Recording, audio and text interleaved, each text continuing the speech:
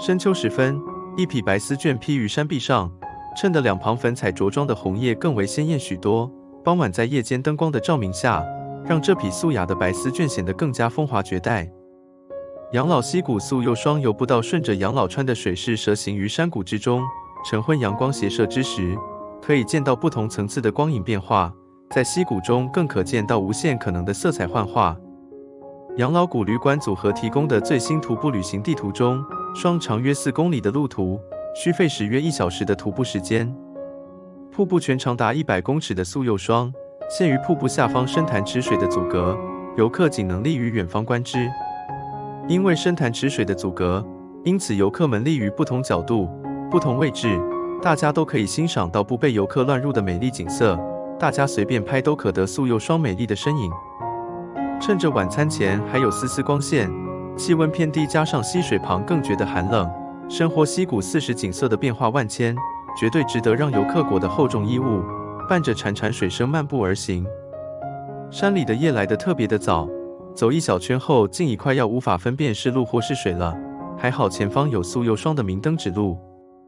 此行晚上投宿的蜜汤素双剑院就位于素幼双的入口处，亦位于巴士站与停车场旁。对于想要在养老溪谷住一晚的游客而言，双剑院是个蛮不错的选择。一大早起床，赶在早餐前，再次下到溪谷之中，素幼双果然呈现出与昨天傍晚完全不同的另一种风貌。到溪谷地形的景点旅行，倘若时间允许的话，建议早晚都能够到溪谷里走走，领略不同时间、不一样的光线，在相同地点多彩粉饰下的特殊景色。总长约 2.7 公里的双游步道，除了一开始的素幼双外，途中还会经过几个类型不一的瀑布，怪不得这个步道会被称之为瀑布之旅。养老溪谷穿越水流的一贯做法，无论河川大小几乎均以跳石模式执行，如此周遭环境的自然视野即可不受桥梁、桥墩或扶手所破坏。阳光对于养老溪谷整体环境的色彩表现琢磨得无比深厚，影响亦相当可观。切入山谷光线的不同角度，让早晨气温极低的溪谷里呈现出上面热乎乎、下面冷滋滋的奇特感受。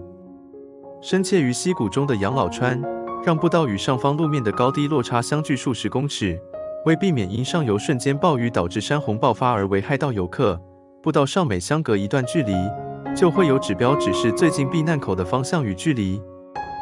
有某些路段旁依然停滞着许多淹水后的堆积物，就可以了解为何避难指示牌会摆放得如此密集了。早上的阳光让视觉产生极大的对比差异，这种令人无法形容的奇特美景，在冷冽的空气中更加深为无法抹灭的印象。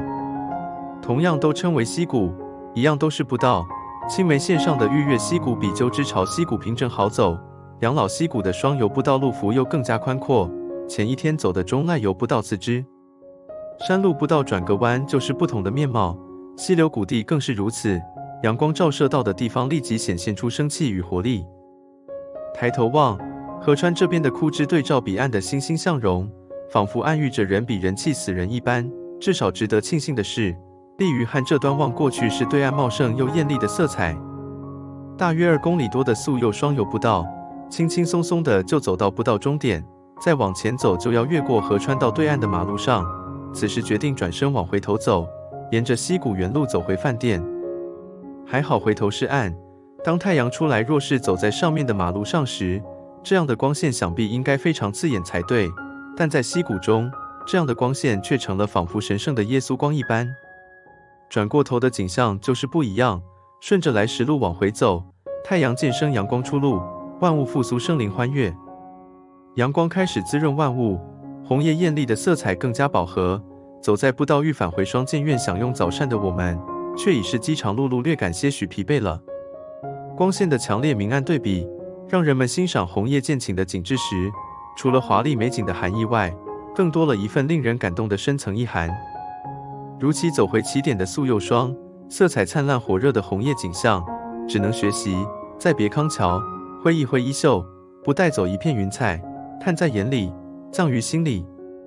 素幼双游步道的人潮又开始涌出，跳石上的人们又需要来回等待。一个交通不便、深居山谷的景点，几乎就是日本人自己玩赏的地方。这里是位于千叶县的养老溪谷，